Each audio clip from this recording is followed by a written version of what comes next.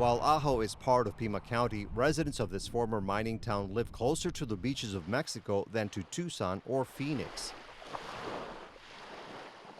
Aaron Cooper is with the International Sonoran Desert Alliance. It works to improve the economy, the environment, and the culture of this region. I think it's a story of resilience. So it's a former mining town that has this extraordinary built environment that was a planned City Beautiful town center that kind of lived out its life cycle under mining, and when the mining operations closed, was in search of a new life. And the grit of the local community, along with some newly added residents, has really sort of blown new life into that and reactivated it in a way that's really exciting. So to both have this historic story, but also to have this fresh energy of people coming in from the outside. In recent years, Ajo has taken steps to lure in residents and visitors. With the help from various agencies, locals transformed a former high school into housing and studio space for artists. Next to that, they also built the Sonoran Desert Inn and Conference Center in another vacated public school. So the goal was really, one, to meet an affordable housing need, two, to save a really important building, and three, to get a bunch of creatives together in one place. What we've seen historically is when you get a critical mass of creatives all together, cool things happen. People open coffee shops and galleries, and just energy starts to come into a place when you get the creatives together in that way. And we've certainly seen that happen here in Ajo. Ajo also sees its architecture as a selling point. The Spanish Colonial Plaza stands out in the Sonoran Desert. It is home to various businesses like Oasis Coffee. Owner Holly Wilson took over operations earlier this year. She moved to Ajo several years ago with her husband, who works for the Border Patrol. The first few months were insane because that's our busy season here in Ajo. Our population almost doubles just with all the snowbirds. And so I opened up right at the peak season.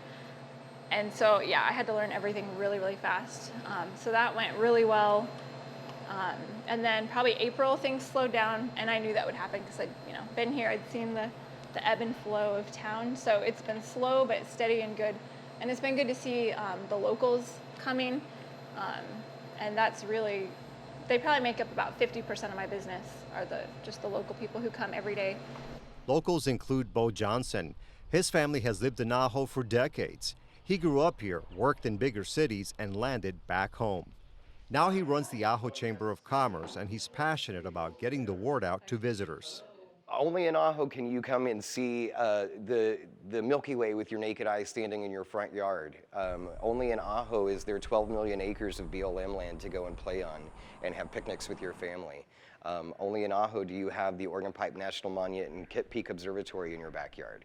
I could keep going and going, but that's why it's hashtag only in Ajo. There's a long list. Still, Ajo's admirers admit there are uphill battles along the way. That same isolation that characterizes only in Ajo can also keep people away. Ajo is on State Highway 85, which runs from the border with Mexico to Interstate 10.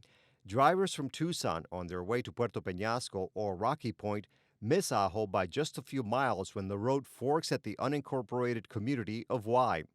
Each year, thousands of travelers from the Phoenix area do pass Ajo on their way to the same beaches.